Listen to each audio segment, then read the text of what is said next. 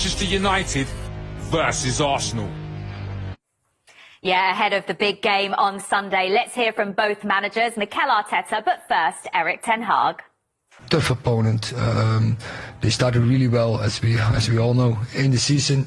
You can see there's a team who are longer together, who with the coach, he's bringing his coaching, his philosophy in the team. So for us, it's a good test, and I'm really looking forward. When I was younger, watching it on TV and watching that rivalry and those special games between the two teams, obviously playing as a player, winning obviously are a beautiful feeling, and yeah, a magnificent stadium to go there and be us again as a team. Well, what a way for Arsenal to come into this huge fixture against Manchester United at Old Trafford. Top of the table, 5 wins from 5. They couldn't be in better form, Sam. But is this their biggest test so far? It's a proper test for both of them. It's not in terms of the fixture, it's not the clash of the titans that it used to be. But you can never really tell what's going to happen. And the interesting thing about it in terms of like maybe the fallout from the game rather than the game itself is United and Arsenal are never far away from a crisis. So all of a sudden, if United beat Arsenal, they'd be like, oh yeah, well, they won the first 5 games, but this was the first test and they failed it. If United lose, then it's, oh, well, nothing's really changed. You know, it was a false dawn. You know, you can't, these teams, there's always such a big reaction. Probably, well, it's definitely over the top. But it is going to be fascinating because it is a big challenge. This is United's toughest game since the Liverpool game. It's Arsenal's toughest game, full stop. We'll see how much United have actually improved in the last couple of weeks, how much Ten Hag's coaching is actually having an effect, and we'll see how serious Arsenal are. So I'm really looking forward to it. Football fans, eh, Karen? I know, yeah, all the stories you've got lined up. Yeah, it is really, you made really good points there. Yeah. Well, look, which way can you see this game going then, Karen? Because Arsenal have had such a strong start and Manchester United have turned things around under Erik Ten Hag, but they have been narrow wins. So how much can you read into that? I mean, yeah, we watched Manchester United last night and it was pretty much back to basics, do the simple things really well, and it's not really convincing, but it's about results for them, and then they'll build on as the season progresses.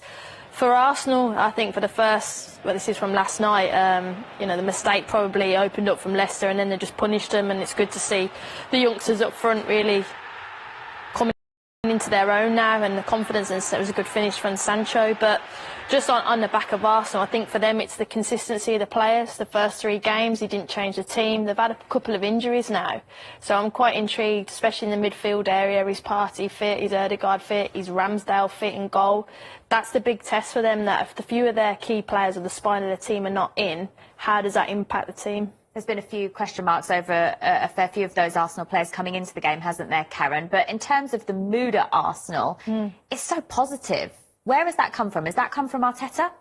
Probably the documentary as well. And Ramsdale. I think Ramsdale's got a massive part to play in that. When they went 1-0 down, I mean, they've gone behind in a couple of home games now, but they've come back and in a real short succession as well. But I think I've never been at the Emirates for a long time where the crowd, despite going behind, get right behind them. So there's been definitely a shift in everything that they do, not just on the men's, on the women's part as well. It's been really good, Arteta, but I think the documentary of showing who they are and what they're about and their culture has really helped. Yeah. And it seems as though Arteta has instilled a belief in the side that maybe we didn't see last season. There's certainly been games this campaign where they've come from behind and won matches and just been able to churn out results where maybe in previous seasons we might have not expected from Arsenal. Yeah, because the one thing you could say about the first 5 games is they haven't played anybody mind-blowing. And that's why the United game is an interesting test. But at the same time, Arsenal have played these kind of fixtures in recent years, and they wouldn't have won all 5. Like, no way. So there is something new going on there. It just feels like a bit of a perfect storm at the moment, because I think the Jesus signing was quite exciting. And then he scored loads of goals in pre-season. And then he started the season really well. And even at Bournemouth, when he didn't score, he scored a really well-taken goal when he was offside.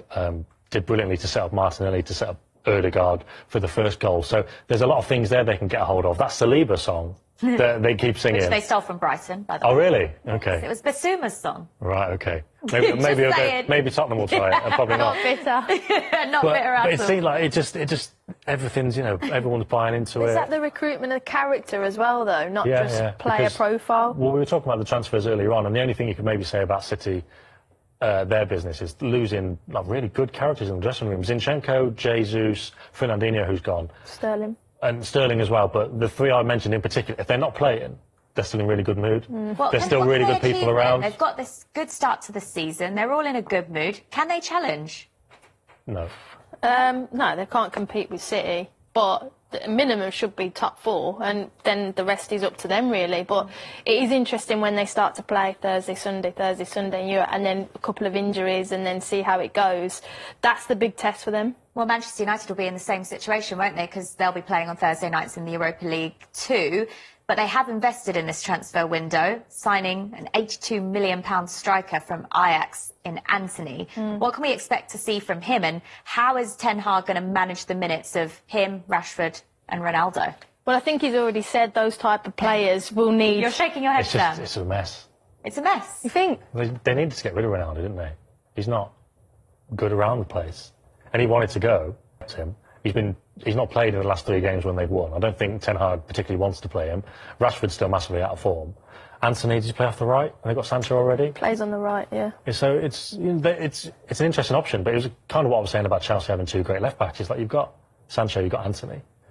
It's just a bit. I think they've got good options, but if they don't click, then it's just a bit of a mess again. How can you see it working, Karen? Well, I think Anthony will come in on the right and he'll cut in on the left, and Sancho's better on the left, cutting in on the right. He's not going to blitz past any player with his pace, but he'll come in and link up. Yeah, and I think with the Thursday, Sunday, then they're going to need those players. And credit to Ronaldo, when he did come on last night, I thought he looked really sharp, because in his head he still wants goals. He still probably might want to move in the next window, and he's got the World Cup. So it's just about managing him. And it's not easy. That isn't easy, no, but he has a choice, and he has got that World Cup that he's got to be focused and fit and ready for, so that might go in their favour. And in terms of Manchester United overall, Karen, obviously starting off with 2 fairly embarrassing defeats, 3 wins in a row now for them.